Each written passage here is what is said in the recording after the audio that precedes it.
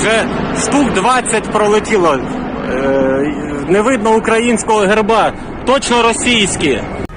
Гостомелге Россиянын 20-дан ашык вертолеты кол салууда. Катаал күрөш жүрүп жатат. Урматтуу көрүүчүлөр, көргөнүңүздөрдөй эле ушундай жерде талкалап салган. Албетте, жаңылыктардан артта калбай, биринчилерден болуп көрүп туруу үчүн подписация деген кызыл жазууну басып, жандагы коңгуроочону сөз түрдө басып коюңуздар.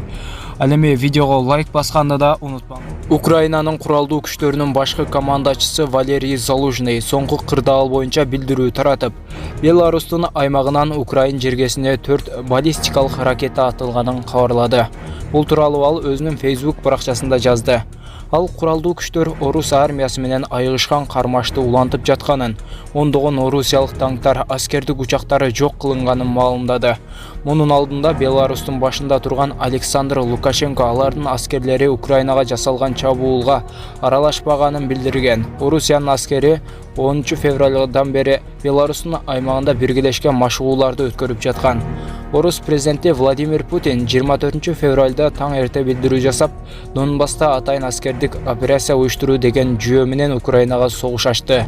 Ал Украин жоокерлерин куралдарын тапшырып, үйүнө кайтууга чакырды. Таңкы саат 5-терде орус аскерлери Украинага чабуул жасап, басып кирди. Украинанын президенти Владимир Зеленский бул аракетти өлкөгө каршы согуш деп атап, Орусиянын Украинага кол салышына байланыштуу дүйнөлүк лидерлерди Путинге каршы коалиция түзүүгө чакырды.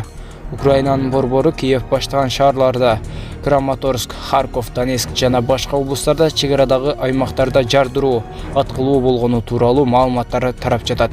Украинанын ички иштер министрлиги аскердик башкармалыктарга, аэродромдорго, аскердик кампаларга жана чегара пункттарына ракета атылып, ок тийгенин ырастады. Кеминде 50дөй Украин жарандары өлгөнү тууралуу маалыматтар бар.